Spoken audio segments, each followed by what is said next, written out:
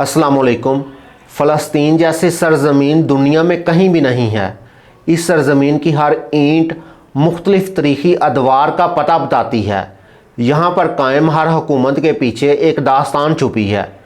दुनिया में सबसे ज़्यादा जंगें इस सरज़मीन को हासिल करने के लिए लड़ी गईं, लेकिन तारीख़ में यह सरज़मीन सिर्फ़ एक ही दफ़ा बाकायदा बड़ी जंग लड़े बगैर फ़तह हुई थी, और वो हज़रत उमर फ़ारूक रज़ी अल्लाह तआला अन्हा के दौर में हज़रत अबू उबैदा बिन अल जर्राह की सरबराही में फ़तह हुई थी।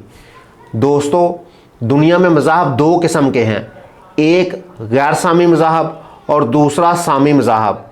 वो मज़ाहब जिन्हें इंसानों ने ख़ुद रियाज़त, तगोदो और अपनी मेहनत व मशक्क़त से ईजाद किया हो, उन्हें गैर सामी मज़ाहब कहा जाता है, जैसे हिंदुइज़म, जैनिज़म और बुद्धिज़्म वगैरह। और वो मज़ाहब जो जब से दुनिया बनी है अल्लाह ताला ने अपने नबियों और रसूलों के ज़रिए लोगों तक पहुँचाए हैं, इन्हें सामी मज़ाहब कहा जाता है, जैसे यहूदियत, ईसाईयत और इस्लाम। तो ये सरज़मीन इन तीनों सामी मज़ाहब यानी यहूदियत, ईसाईयत और इस्लाम के लिए बड़ी अहमियत की हामिल है। आज हम इस सरज़मीन की अहमियत तीनों मज़ाहब के नुक्ता नज़र से समझेंगे। फ़लस्तीन की सरज़मीन की अहमियत इसके शहर जेरूसलम की वजह से है, जिसे यरूशलम, अल-कुदस और बैतुल मुक़द्दस भी कहा जाता है। अहमद यार नईमी लिखते हैं कि इस शहर को अल-कुदस इसलिए कहा जाता है क्योंकि यहाँ बहुत सारे अंबिया इकराम के मज़ारात मौजूद हैं। अल-कुदस को बाहर के हमलावरों से बचाने के लिए इसके गिर्द एक दीवार तमीर की गई, जिसे सल्तनत उस्मानिया के सुल्तान सुलेमान दी मैग्निफिसेंट ने तमीर करवाया। अल-कुदस के गिर्द इस दीवार के 8 गेट हैं, जिसमें से 7 खुले और एक बंद है। इस बंद गेट को गोल्डन गेट या गेट ऑफ मर्सी भी कहते हैं। इस गेट के मतलब ईसाइयों का ये अकीदा है कि हज़रत ईसा अलैहिस्सलाम आखिरी दफ़ा इस गेट से इस शहर में दाखिल हुए थे, और यहूदियों का ये अकीदा है कि उनका मसीहा इस गेट से इस शहर में दाखिल होगा। दूसरे गेटों में से एक दमास्कस गेट है। इस गेट को दमास्कस गेट इसलिए कहते हैं क्योंकि ये गेट शाम के कैपिटल दमास्कस से इस शहर को जोड़ता था। दमास्कस गेट के एंटर होते ही एक मार्केट है। मार्केट से राइट तरफ क्रिश्चियन क्वार्टर और लेफ़्ट में मुस्लिम क्वार्टर है। अल-कुदस के पुराने शहर को 4 हिस्सों में तकसीम किया गया था: क्रिश्चियन क्वार्टर, मुस्लिम क्वार्टर, आर्मीनियन क्वार्टर और ज्यूश क्वार्टर। ईसाइयों का यहाँ विया डोलोरोसा है। ईसाई ये मानते हैं कि हज़रत ईसा अलैहिस्सलाम को सलीब पर चढ़ाने के लिए इस रास्ते से ले जाया गया। विया डोलोरोसा के आखिर में एक आलीशान चर्च है जिसका नाम चर्च स्पलका है। ये ईसाइयों का मुक़द्दस तरीन चर्च है, जिसमें वो जगह मौजूद है जहाँ पर हज़रत ईसा अलैहिस्सलाम को सलीब पर चढ़ाया गया, और ईसाइयों के नज़दीक वो भी जगह मौजूद है जहाँ पर हज़रत ईसा अलैहिस्सलाम के जिस्म मुबारक को दफन करने के लिए रखा गया और इस गुंबद में दफन किया गया। ईसाइयों के नज़दीक आप यहाँ 3 दिन तक दफन रहे और फिर 3 दिन बाद अपने साथियों से मिले, इन्हें ख़ताब किया और आसमान की तरफ चले गए। दुनिया भर से ईसाई यहाँ आते हैं और इन मकामात की ज़ियारत करते हैं और अपनी मजहबी रसूमात अदा करते हैं। ये चर्च भी 6 ईसाई फ़िरक़ों में तकसीम है: Greek Orthodox, Roman Catholic, Coptic, Armenian, Ethiopian और सीरियन ऑर्थोडॉक्स। चर्च स्पलका की चाबियाँ 2 मुसलमान फैमिलीज़ के पास हैं। सुल्तान सलाहुद्दीन अय्यूबी ने इस चर्च की चाबियां 2 मुसलमान फैमिलीज़ को दी ताकि ये ईसाई फ़िरके इस चर्च पर अपना तसल्लुत जमाने के लिए आपस में ना लड़ें। चर्च स्पलका के सामने एक मस्जिद है, मस्जिद उमर बिन अल ख़त्ताब। इस मस्जिद की दास्तान कुछ यूँ है: जब हज़रत उमर फ़ारूक रज़ी अल्लाह तआला अन्हा के दौर में बैतुल मुक़द्दस फ़तह हुआ तो ईसाइयों के सबसे बड़े रहबर सोफ्रोनस ने कहा कि मैं बैतुल मुक़द्दस की चाबियां आपके खलीफा को दूंगा। चनाचा आप रज़ी अल्लाह तआला अन्हा ने एक ग़ुलाम और एक सवारी ली और बैतुल मुक़द्दस तशरीफ़ लाए। यहाँ पर जब आए तो सोफ्रोनस ने आपको चाबियाँ देकर ये दावत दी कि आप चर्च सपल्का में नमाज अदा कर लें, लेकिन आप रज़ी अल्लाह ताला अन्हा ने ये कहते हुए इनकार कर दिया कि मैं यहाँ पर नमाज अदा नहीं करूँगा, क्योंकि मेरे इस अमल को बुनियाद बनाकर मेरे बाद में आने वाले लोग तुम्हारे चर्च का ख़ात्मा कर देंगे, इसलिए आपने बाहर नमाज अदा की। 1193 में सुल्तान सलाहुद्दीन अय्यूबी के बेटे अल-फदल ने जहाँ पर आप रज़ी अल्लाह ताला अन्हा ने नमाज अदा की थी वहाँ पर मस्जिद तमीर करवा दी और इस मस्जिद को आपका नाम दिया। बैतुल मुक़द्दस के वस्त में से सीधा रास्ता यहूदियों के मुक़द्दस मकाम की तरफ जाता है, जिसे द वेस्टर्न वॉल या द कोटल इन हेब्रू कहते हैं। यहूदियों के नज़दीक ये दीवार दूसरे टेंपल में से बची हुई दीवार है। पहला टेंपल हज़रत सुलेमान अलैहिस्सलाम ने तमीर किया। जब बेबीलोनियंस ने बैतुल मुक़द्दस पर अपना कब्ज़ा जमाया तो उन्होंने यहूदियों का पहला टेंपल गिरा दिया और यहूदियों को यहाँ से निकाल दिया। इसके बाद पर्शियन अम्पायर ने बैतुल मुक़द्दस पर अपना कब्ज़ा किया और उन्होंने यहूदियों को ज़ाइन में आने की इजाज़त दे दी। इसके बाद यहूदियों ने दोबारा दूसरा टेंपल तमीर किया और बाद में रूमियों ने बैतुल मुक़द्दस पर अपना कब्ज़ा किया और यहूदियों के दूसरे टेंपल को गिरा दिया और यहूदियों को यहाँ से निकाल दिया।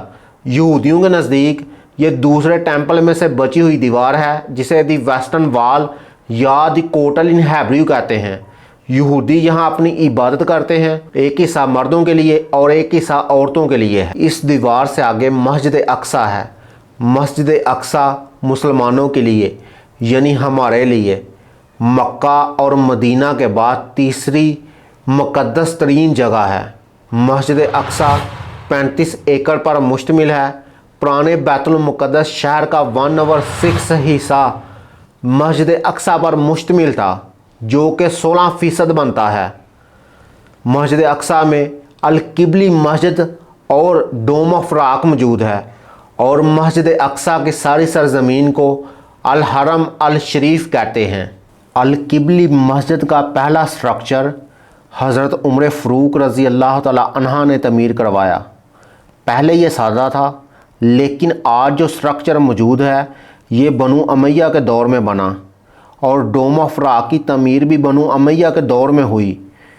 डोम ऑफ राक की तमीर के 2 साल बाद बनु अमैया ने मस्जिद अक्सा तमीर करवाई और मज़ीद आराइश फ़ातिमी, अब्बासी, अयूबी और उस्मानी दौर में हुई। मस्जिदुल हरम और मस्जिद नबवी के अलावा मस्जिद अक्सा में एक नमाज पढ़ने का सवाब दूसरी मसाजिद में 250 नमाजें पढ़ने के बराबर है। If you pray one prayer in Masjid Aqsa, it is 250 times better than anywhere else in the world except Masjid Haram and Masjid Nabawi. मस्जिदुल हरम के बाद दूसरी जो मस्जिद तमीर हुई वो मस्जिद अक्सा थी। हज़रत आदम अलैहिस्सलाम से हज़रत मूसा अलैहिस्सलाम तक किबला काबा रहा है और हज़रत मूसा अलैहिस्सलाम से हज़रत ईसा अलैहिस्सलाम तक किबला मस्जिद अक्सा रही है। मुसलमानों का पहला किबला भी मस्जिद अक्सा थी।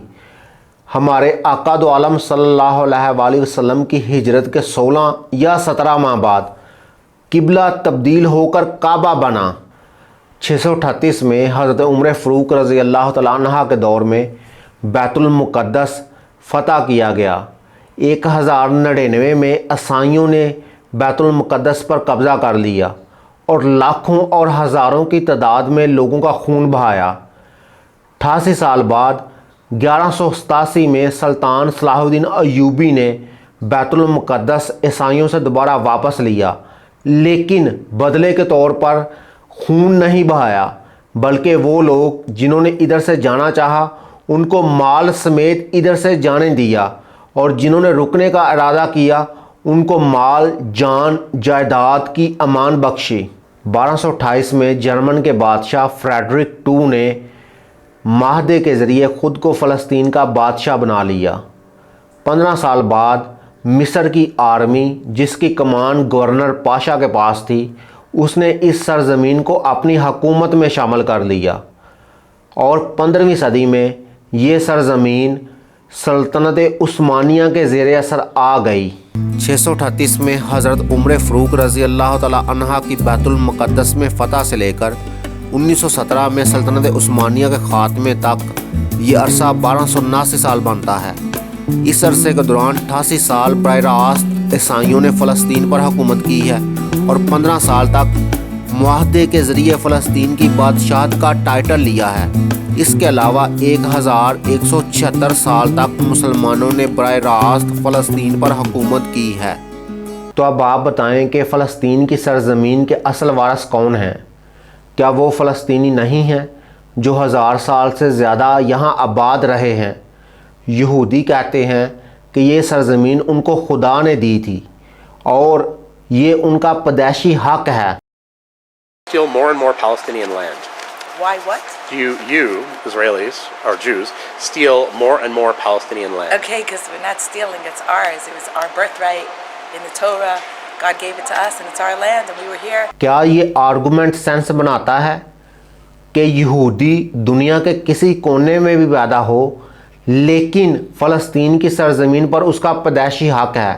It's an absurd argument.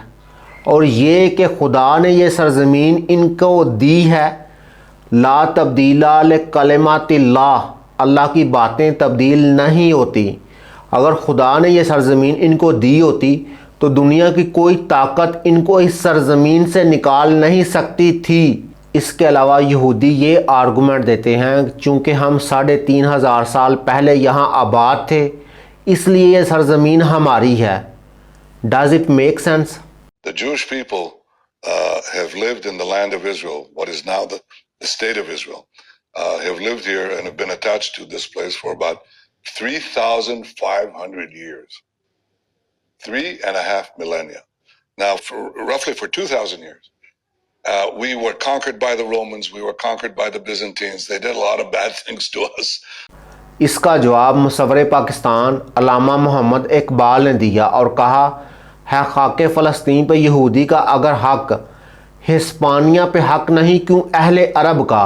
अगर इस बात को मान लिया जाए कि यहूदी यहाँ आबाद थे इस वजह से ये सरज़मीन यहूदियों की है तो हिस्पानिया यानी स्पेन तो मुसलमानों का होना चाहिए यानी अरबों का होना चाहिए क्योंकि उन्होंने वहाँ 800 साल तक हुकूमत की थी।